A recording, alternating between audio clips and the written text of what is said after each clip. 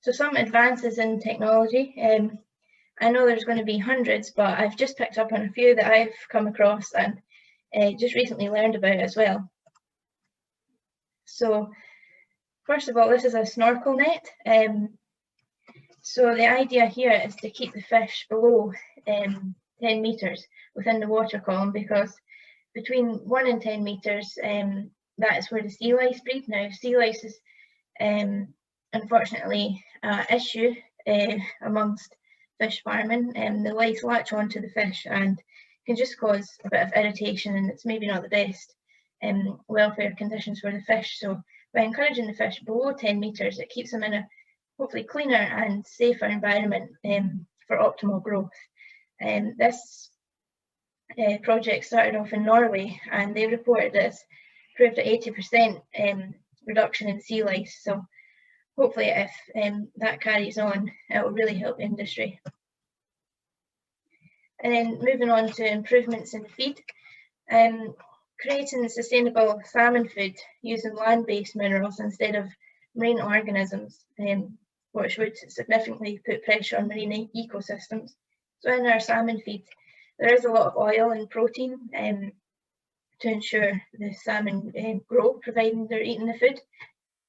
However, using these oils and proteins can deplete from the marine environment. So it's actually Tesco, they're part of a new project with the aim to farm algae on land and on shore to then be used in fish food, rather than taking natural organisms out from the sea.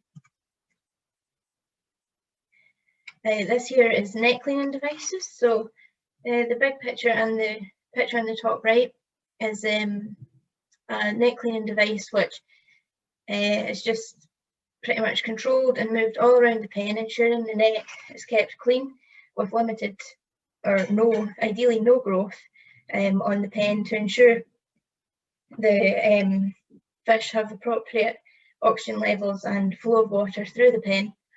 And then on the bottom right hand side is a very new concept called an EnviroNet. So here there'll be a net in the water containing the fish, and hanging up is what we can refer to as the EnviroNet. So once the net in the water begins, you can begin to see growth on it.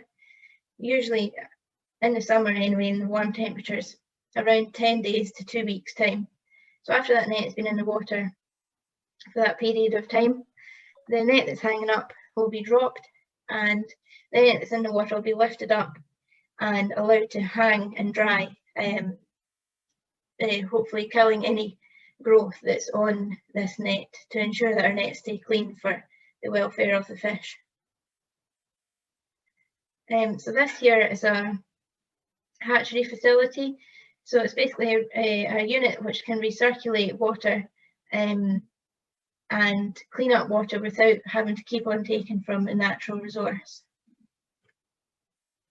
And finally, this is just new to me as well, I was just learning about this a couple of weeks ago, is an ROV system. So the one in the bottom here, it would be used to inspect nets for cleanliness or any holes. And the ones on the top, they're actually used to collect any mortalities that would be found in the bottom of a cage, and they act in that Hoover-like way.